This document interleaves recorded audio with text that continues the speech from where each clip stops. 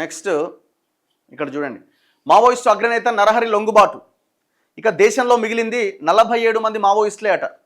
లొంగిపోయిన వారి ఉపాధికి త్వరలో skilling centre, DGP CV Anand వెల్లడి.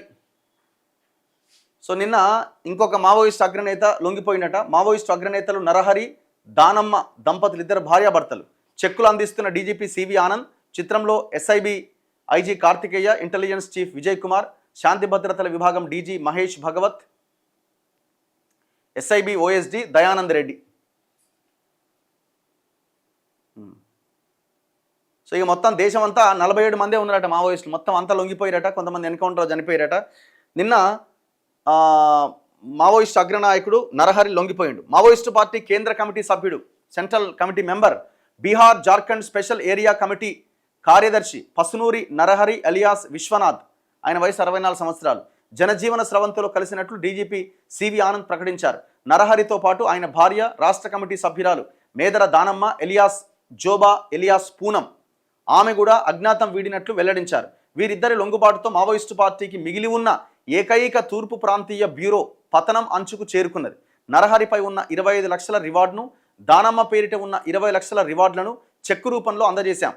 మంగళవారం తన కార్యాలయంలో జరిగిన విలేకరుల సమావేశంలో డీజీపీ వివరాలు వెల్లడించారు. అనంతరం డీజీపీ మాట్లాడుతూ, పార్టీకి అస్తిత్వం లేదని భావించి నరహరి దంపతులు అజ్ఞాతం వీడారు. తీవ్ర అనారోగ్యంతో 15 రోజుల క్రితమే మా వద్దకు రావడంతో చికిత్స అందించాం. తెలంగాణలో 2024 నుంచి 822 మంది మావోయిస్టులు లొంగిపోయారట. 2024 నుంచి ఇప్పటి వరకు 822 మంది పోలీసుల కృషితో పాటు ప్రభుత్వ పునరావాసంపై పెరుగుతున్న విశ్వాసాన్ని ఇది ప్రతిబింబిస్తుంది. లొంగిపోయిన వారిలో నైపుణ్యాన్ని వెలికితీసి ఉపాధి కల్పించడం ద్వారా వారిని సమాజంలో మమేకం చేసేందుకు స్కిల్లింగ్ సెంటర్ ఏర్పాటు చేయబోతున్నాం. ప్రస్తుతం తెలంగాణ నుంచి గణపతితో పాటు ఆయన భార్య జోడే రత్నాబాయ్ ఎలియాస్ సుజాత, వార్తా శేఖర్ ఎలియాస్ మంగ్తూ మాత్రమే పార్టీలో ఉన్నారట. మరి గణపతి ఎక్కడున్నారో తెలీదు. గణపతి దేశంలోనే ఎక్కడో రహస్య జీవితం గడుపుతున్నట్లుగా సమాచారం ఉన్నది. ప్రస్తుతం మావోయిస్టు పార్టీలో దేశవ్యాప్తంగా 47 మంది మాత్రమే మిగిలారు.